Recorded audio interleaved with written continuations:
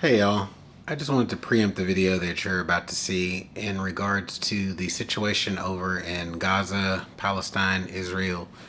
This channel is by no means a political channel and we are not experts on global politics. However, the issue that we are speaking on does kind of touch on this issue to a certain degree. There are many more channels out there that are much more qualified to talk about the specifics and give a educated opinion or thought process on what is going on over there. If you're looking for that on this channel, that is not why we are here. So, the one stance that I will make in representation of par for the course is that we are about the preservation of life and liberty for whoever is involved. So the just tragic loss of life for people in that region of the world is unfortunate, and we hate to see it. And to see innocent civilians that are not involved in this conflict lose their lives and have families changed is just something that is heartbreaking. Catch you on the other side. All right, y'all. Bearded Bros Golf Show. We are back for another week. For introductions, I'm Rod. And I'm Marcus.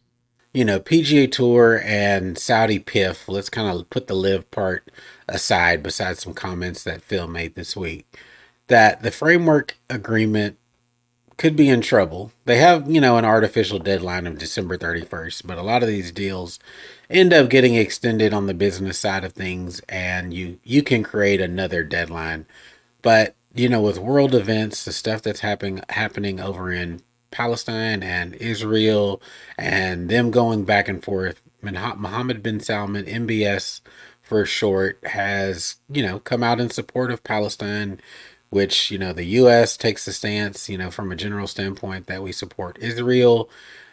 So that's become a tough, position because it's not just about the golf side of it, it's the world politics. Yeah, absolutely. So it's deep. It's deep, and it's not Yeah. just negotiating within your own country. You're talking about a lot of factors that are outside of the world of golf. What do you think? Do you think this thing is going to make it to the finish line, or are we going to have a whole year of much to do about nothing? I will put one side note before I let you speak and kind of give your opinion on this, is that the PGA Tour, they think that even if the Saudi deal falls apart, that they feel like they've been able to negotiate and arrange for about $2 billion of cash to be injected into the organization. So while the Saudi money is going to be much more than that, and an additional source, they think they have, there's a couple of other private equity guys hanging around wanting to invest. But do you think that the Saudi part of it will come to the finish line? Um, for the benefit of golf and people wanting to play for bigger purposes, I hope so. But when it comes down to it, and unfortunately, things always go political, things never stay true to what it should be, which is in this case the game, the sport of golf, then you just never know which one is going to be. And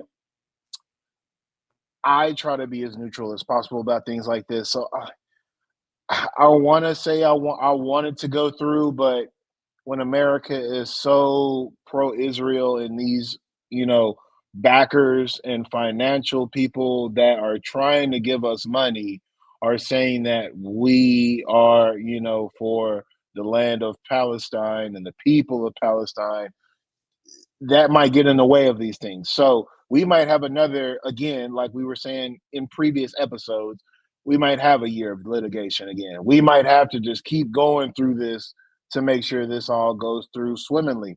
But worst case scenario, we keep going, find somebody else to back it, live, dissipates as it is anyways, and they find different places to play golf for higher purses. Either way it goes. And again, I respect people going to where the money is. There's nothing wrong with that. I wholeheartedly agree with you. You want to play for bigger purses and still have a life and still do what you need to do, be my guest. But again, like what has happened, there are penalties to these, things that aren't, you know, foolproof.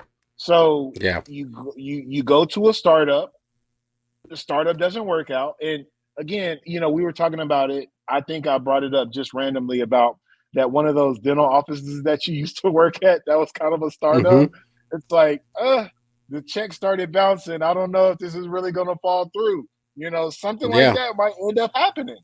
That's the things Yeah. that we're going to be dealing with unless they get this thing settled up. So it's going to be scary hours for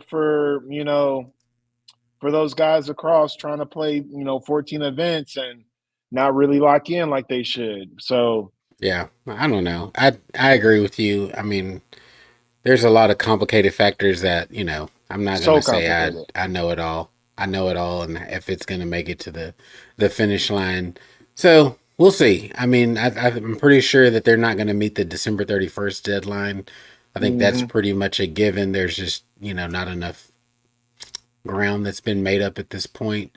But quick little kind of mention of the Phil comments, leading into their season finale, just saying that there's a lot of guys and fewer spots available. That there's a lot of interest. I think even Greg Norman, came out. He's really been in the shadows since the announcement of this kind of framework deal, and really not made any public comments up until this week, just saying, Liv's going to continue to go on.